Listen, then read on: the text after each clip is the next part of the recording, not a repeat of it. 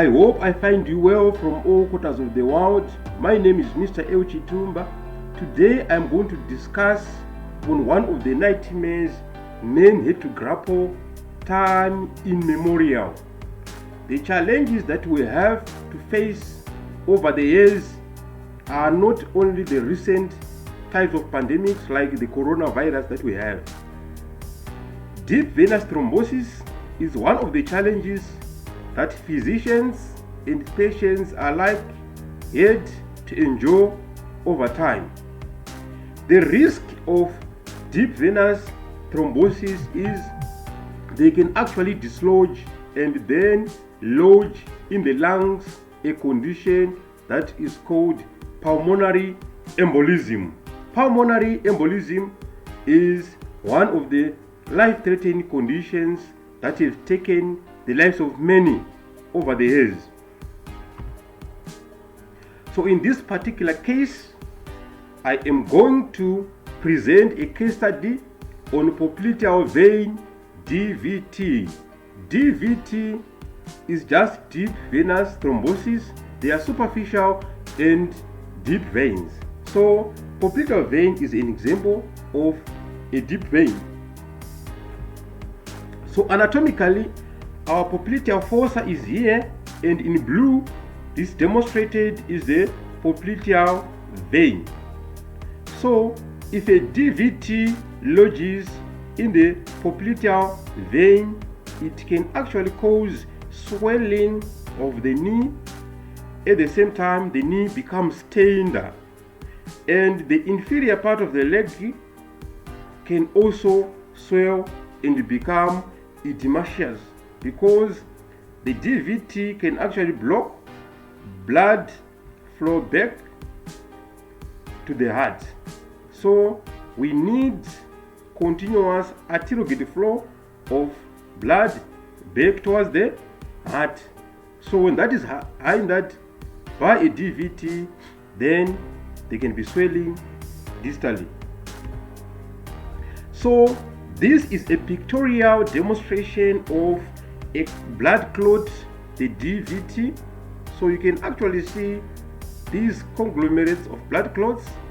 So these are clots, and then they are obstructing the lumen of blood. It is so bad when this clot occludes the lumen of the vessel, in which case we will not have blood that can flow back to the heart. So it is better when we have a partial clot or deep vein here thrombosis.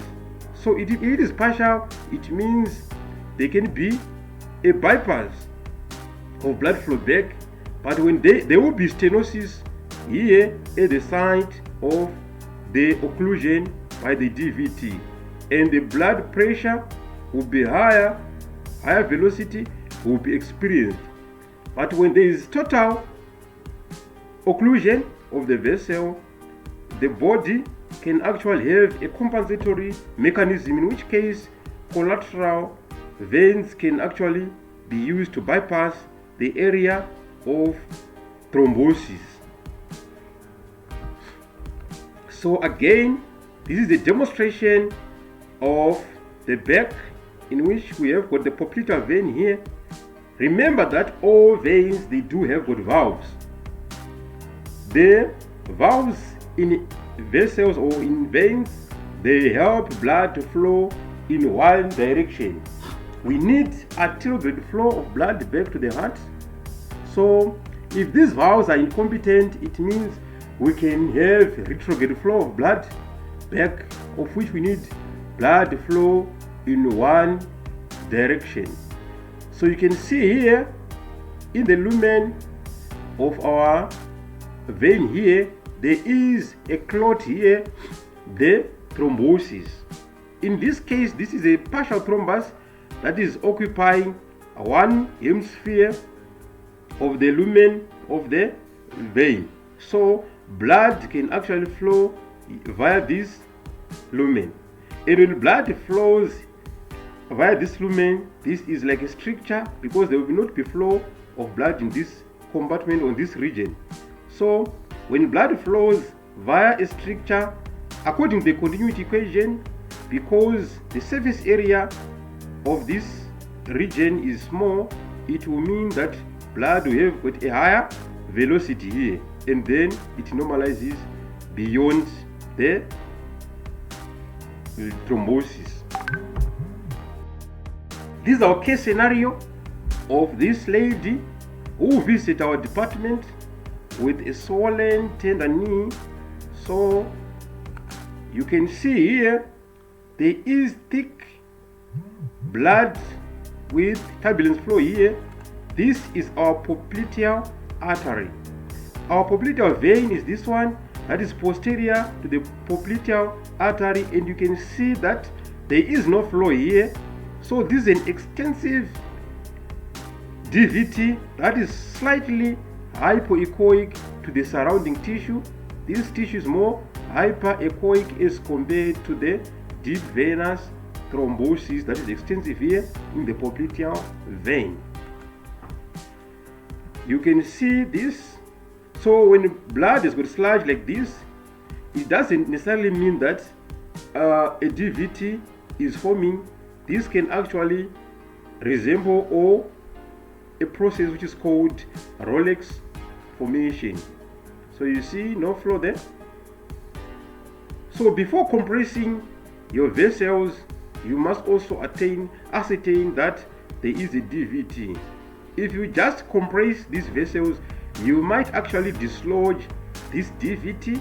When you dislodge this DVT, it then pushes up towards the heart, and then it can lodge in the lungs, a condition which we don't like, which is called pulmonary embolism. Pulmonary embolism is a life-threatening condition.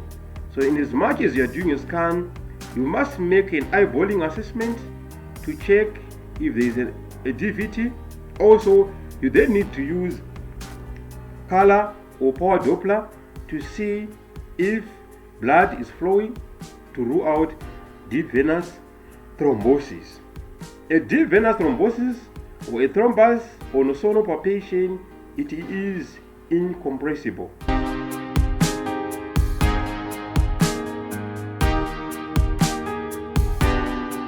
So here is a demonstration of the same case on color Doppler. So you can see here there is filling of color. That's our popliteal artery. But when you assess the popliteal vein, you can see there is no flow that can be observed. So here is another sign that there is a thrombosis which is here, and you can see the thrombus is actually very, very extensive. So it's going beyond our color map here. The thrombus going all the way like that, and then this one is filling with color, but you can see there is turbulence flow and our Rolex formation. The other thing that you also need to do in order to differentiate an artery and a vein is to use spectral Doppler. So on spectral tracings, you can differentiate an artery from a vein because an artery has got the triphasic waveform. So it will be a triphasic waveform like that.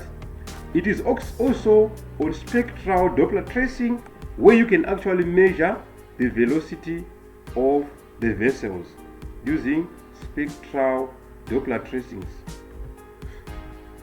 Again, here it's just an interrogation of our vessels on power Doppler. You can actually see that in as much as our power Doppler is more sensitive than our color Doppler, there is no sign of flow that is noted in the popliteal vein. As you can see, there is filling of color in the popliteal artery. As you can see, this type of an artifact where you see filling beyond the walls of the artery or the vein, this one is called our blooming artifact. This is blooming artifact. So playing it again, there is no evidence of flow that is noted in the popliteal vein, which is a sonographic indicator or marker of deep venous thrombosis. Again, you can see thick blood here, thick creamy blood. You see, thick creamy blood in the artery. However, there is turbulence flow. No sign of flow noted in the popliteal vein. This is an echogenic DVT. However, the echogenicity is partially hypoechoic as compared to surrounding tissue. He is more hypoechoic as compared to our deep venous thrombosis. Same patient, on color, Doppler, feeling, there's no feeling here. So the worst scenario that we need not to do when we are scanning our patient is to dislodge this DVT. It is not our calling to cause dislodging of these DVTs. These DVTs at times they can be painless. So management of the DVTs is taking tablets that can actually cause dissolution of the blood clot like our heparin. But the worst scenario that we have, when these DVTs are too extensive, it will be difficult for these drugs to be effective, because for the drug to be effective, it has to move via the blood and dissolve the clot. But when it's extensive, it means the drug will not be able to penetrate all the region that is affected by the DVT, and it might be difficult to actually manage that type of a DVT. So the same patient, you can see here is a little bit of arteriosclerosis. You can see these echogenic irregular walls, which means that there is signs of arteriosclerosis. However, we don't have the plaques that are noted in the lumen of the artery besides that thick creamy blood. No flow. You can see an extensive DVT, and here it's actually bulging, meaning to say that the diameter of our DVT is actually bigger here. We must also remember that when we are assessing our vessels for deep venous thrombosis, we must interrogate the vein in both longitudinal and transverse section. So here is just a demonstration of a transverse section, demonstrating that the artery is filling here and there's no filling whatsoever noted in the popliteal vein, just posterior to the popliteal artery here. The same here, you see thick blood here that is echogenic with the Rulex formation, this turbulence flow in the artery here, but no flow is noted in the vessels, in the vein posteriorly. So this is an evident deep venous thrombosis. So in a nutshell, this is it in terms of DVTs.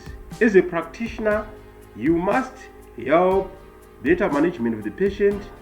When you overcompress the DVT, you can actually cause the life of the patient to be in danger. The DVT can be dislodged and then it lodges in the lungs, the worst scenario that we call pulmonary embolism. So it's our duty to save our patients, not to put them at risk. So if you know how to do a scan to rule out a deep venous thrombosis, it means you are a practitioner that is going to help manage your patients better.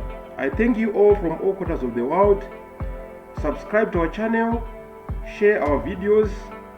These are free tutorials, and keep watching.